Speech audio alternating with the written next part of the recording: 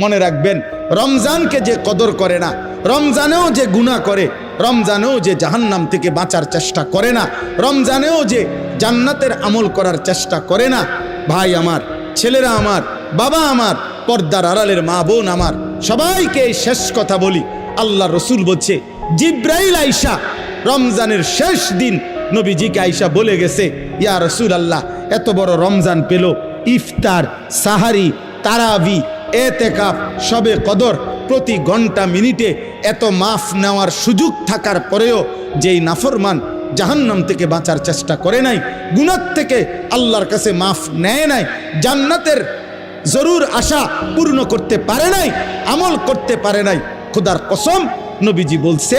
জিব্রাইল আইসা বলছে, ইয়া রাসূলুল্লাহ, এমন নাফরমানের উপরে আল্লাহর লানত, আল্লাহর লানত, লানত, লানত। নবী বলছে আমিন,